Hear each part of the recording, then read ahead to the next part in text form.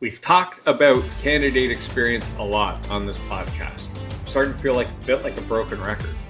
But candidate experience and your employer brand, the way people talk about the reasons they leave your company, how does it really affect your ability to attract people, but even on a bigger picture, your business overall? We're going to talk about that today.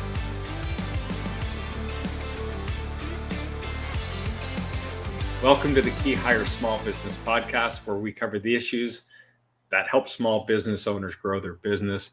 I'm Harlock, creator of KeyHire Solutions, and I'm going to be your host today. You're stuck with me, no guest. I apologize. But repeatedly, I feel like I'm on loop talking about candidate experience and how hard it will continue to be to attract people. Today, as we sit here, and this, I don't think this will be released for a bit, but it's June 3rd. The economy is okay, and we still have more jobs than people. And if you're a small business owner out there thinking, that doesn't apply to me, we'll be able to find the people we need, it's going to get tougher. So I really want to talk today about focusing on your candidate experience and your employer brand. So let's talk about what are both of those things. Candidate experience is how people feel or their overall impression of the interview process you put them through. Years ago, it used to be, we'll call you when we want to interview you, you drop everything, you'll come to us, and we'll say things like, why should we hire you? That does not exist anymore. If you're asking questions like, tell me why I should hire you, what makes you the right person to work in our company, you are putting yourself at a disadvantage, not just with the question, but with the mindset. We need to change that mindset. People have choice, and that choice and their candidate experience is now showing up in a lot of different ways. But and we're going to talk about that in a second, but the candidate experience is, we always talk about it's got to be exhaustive and efficient. And those two things can live together and coexist, but being on time, communicating clearly, being considerate of other people's time, making sure not wasting their time. We're not making them jump through hoops. And then your employer brand. What do people say about your company while they're working there and after they have worked for you? What are they saying? And the last rant I did here was about boomerang employees. And that just ties everything together so well, because if one of your best employees who you can no longer afford to keep giving increases. I have clients that tell me all the time, man, this employee can make so much more working for another company, and I'm so grateful that they stay and work for us. Well, why do they do that? And if they ever did say, look, I just got an offer that's going to be life-changing for myself and my family and my ability to provide, my ability to save. It's going to increase my lifestyle in the ways I want to increase it. It's going to allow me to do all those things. And you get upset and say, well, fine, you can leave now. The chance of that person coming back is very small. But if you treat them with respect and say, I get it, I understand, is there anything we can do to help?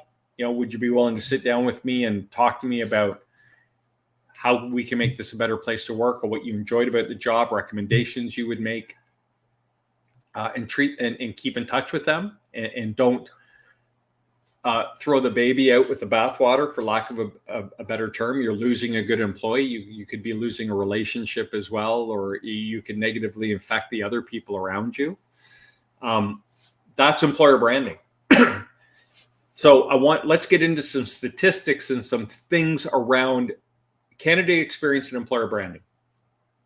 So the candidate experience directly affects business results. Business results, not recruiting, business.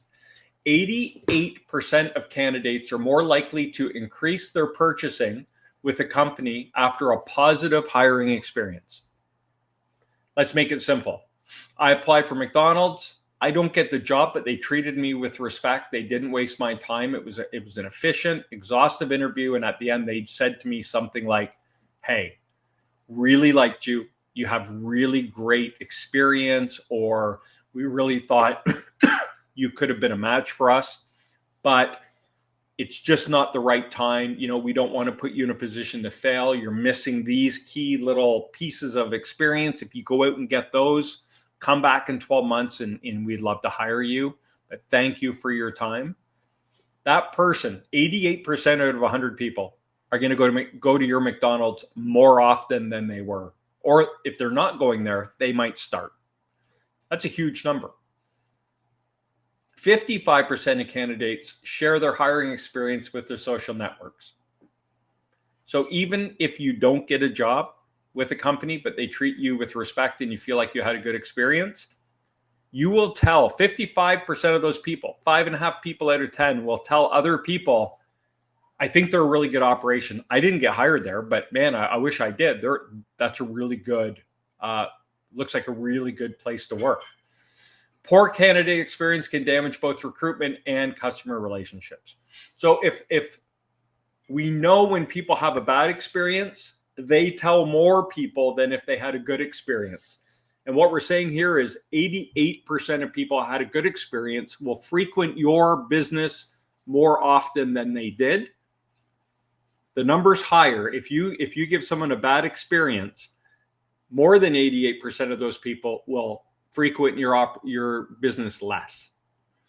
55% of people, if they had a good candidate experience and did not get hired, will still tell people, hey, that's a first-class operation. You should apply there. If 55% of people are saying I had a good experience, what percentage of people are going to say, oh man, those guys are horrible, I'd never go there? At KeyHire, we say all the time that your reputation is your best recruiting tool. We can no longer think about candidates as single-use products, right? This plastic bottle, when I'm done with it, I'll crush it. I always crush it because get the air out of it. I can fit more stuff in my garbage, put the cap on, it's gone. We used to talk about candidates like that. We can't. A candidate that's not right for you today might be perfect for you tomorrow. And if you piss them off with one bad candidate experience, they're never applying to you again. Or they will out of desperation, and they'll be probably a rental player if you can't get them turned around. So that's how the candidate experience affects your business. Let's talk about speed and transparency in the process. They're non-negotiable. You have to be exhaustive and efficient. Stats. Top candidates only stay available for 10 days before getting hired. 10 days. So if someone's applied to you,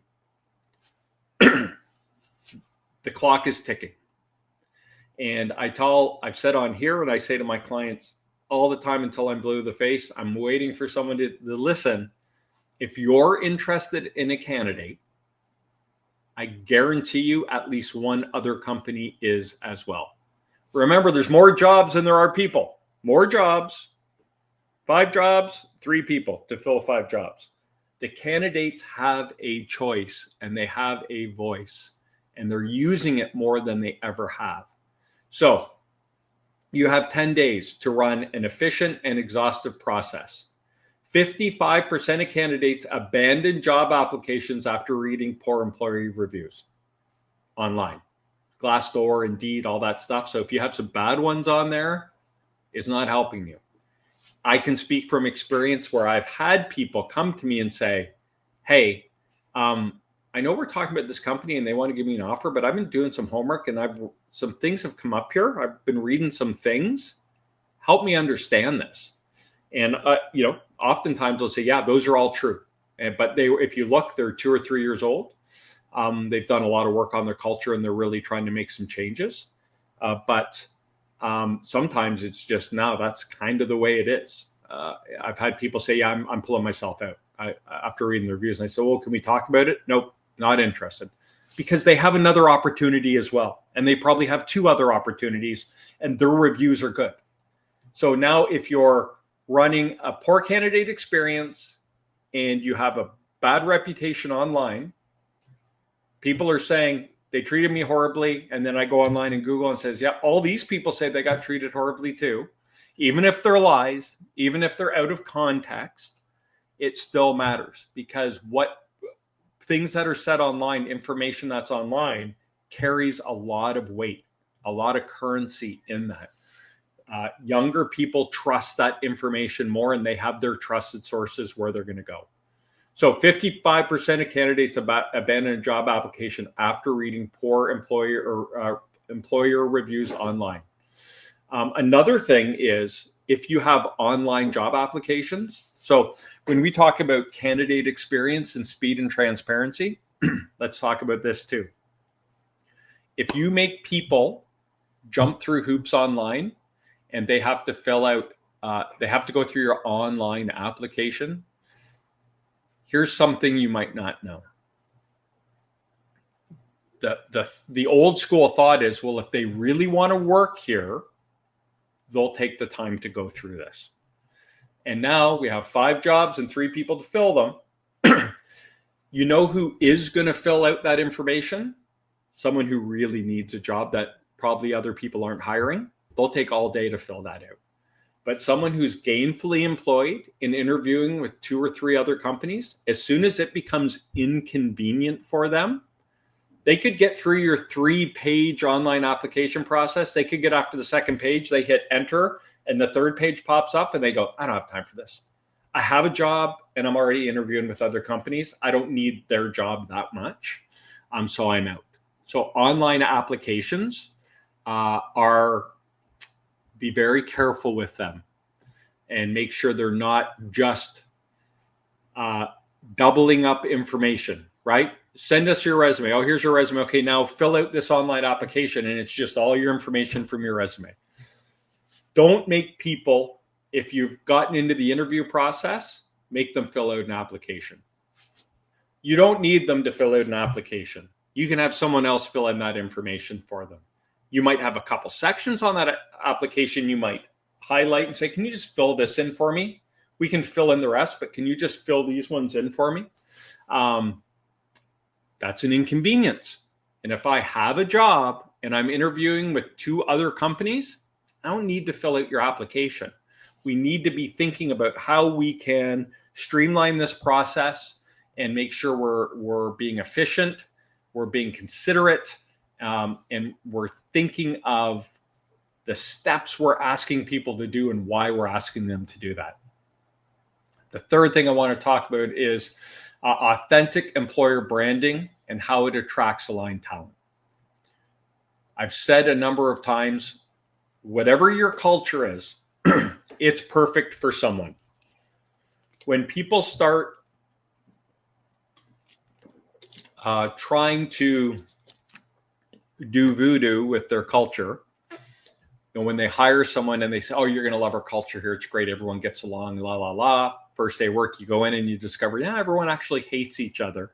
And what you really should have said is, our culture's not where we want it to be, but we understand we have a problem. And by bringing you in, you're kind of the first step into moving us into that new culture. And we want you to help us with that. It's a whole different message than we have great culture, right? And so if you're a hardcore sales organization and you rate your salespeople every week on the wall, 1 through 5, and if you're number 5, people are looking at you funny and making jokes, and that's what it is, celebrate that, because there are people out there who will thrive in that environment and are looking for that environment and don't want to work in these, we never share numbers. We don't want people to feel uncomfortable environment, but that environment's perfect for someone too. If you understand what I'm saying here. So be clear about and unapologetic about what your authentic employer brand is. if we're here to be competitive, if we're here to serve our community, if we're here to support families, whatever it is, that resonates with people. And there are stats to back that up too. It says in 2025, candidates are increasingly looking for companies whose mission and values align with their personal beliefs, with authentic employee voice valued over polished company statements. Companies should focus on showcasing real employee experience and clearly communicating their purpose beyond profit. So people are looking to align their interests with the companies they join. It's not a job anymore. People don't check into a job and go home and have a separate life. Work life is becoming blurrier and blurrier and blurrier. It started with the whole bring your whole self to work movement, which I'm not a fan of and I disagree with. Shouldn't bring your whole self to work. You should bring your work self to work, and you should leave your family self at home with your family. I understand things happen and they intermingle every now and again, but it should not be the norm, in my humble opinion. But understand every environment, whatever you stand for in your business, whatever your culture is, whatever you want to do, here in the States, having faith-based companies, that's an angle, right? That's part of your employer branding. And who is attracted to a faith-based company? Someone whose faith is really important to them. That's a simple example. But within your company, you really need to be loud and proud about who you are, who you serve, and what your culture is, and what you align with, and not be afraid of it, because there are people out there that are looking for your beacon, your sign, your flashing neon sign, and they're searching through all of these other signs going, I don't know. Oh, that one looks like it could be a good fit. Now we got them. So we maybe did these in reverse, because once you do that employer branding and it's aligned with talent, now we're going to get them into your candidate experience, your hiring process, and we're going to act with speed and transparency, and we're going to make sure they feel valued, and we're going to show respect. And we want them to go out and tell all their friends that, hey, I got hired and this is a great company, or I didn't get hired, but it seems like a great company. And then at the end of that life cycle, when they leave your company, wouldn't it be amazing if they went on Glassdoor and said, I was so sorry to have to leave this company. I got an opportunity I couldn't pass up, but I loved working there for however many years I was there. Insert name here, was one of the best managers I ever had. That will attract better people for you if you can get comments like that. Instead of the old school, hey, we don't care what people think of us. You applied here. Tell me why I should hire you. And then they go out and say horrible things about you. And then when you do have a long-term employee who quits, you say, fine, you can get it right now. Never really liked you anyway. That's pretty extreme. I'm sure you wouldn't say that. But if you do, then they go out and tell everyone, yeah, these guys, don't go work for them. And then they go on Glassdoor and leave you a horrible review. Think of those two options, but frame it. For every 5 jobs out there, there's 3 people to fill them. Now tell me, whether you agree or not, which process maximizes your opportunity to have more people coming through your door and wanting to work with you. Your hiring process and how you go through that will deem your success at hiring. But you got to start with the talent pool, and making that the shift we just talked about is the first step to changing your outcomes in terms of talent, because it's going to continue to be hard. It's going to continue to be competitive. And as I always say, whoever gets the first, makes the first and best offer, usually lands the person, unless something horrible has happened along the way. So lots of check boxes here, lots of little things we can do to maximize our probability of landing people who show interest in our company. I hope that was helpful. If you have any questions, you want to talk more about this, you guys know how to reach me. You can hit me up on LinkedIn, or you can go through the website and book some time. We're always happy to talk to business owners. No sales, no weirdness, just help. This is why we're here, and this is why we do this podcast, is to help small business owners, right? We're here to help you guys. So I'd like to thank you for tuning into the KeyHire Small Business Podcast today. If you got value out of today's episode, please subscribe, like, share this with the small business owner out there that you think it might add value to. We're here to serve you. So the more you can help us spread the word, the more we would appreciate it, the more people we can help. If you like to listen to your podcast, please check us out on Apple, Spotify, whatever major platform you listen on. Just search up the KeyHire Small Business Podcast. We will pop up. We're top 100 in Apple and Spotify, so we're on there. Thank you for listening. I'm Corey Harlock, and until next time, stop grinding, start growing.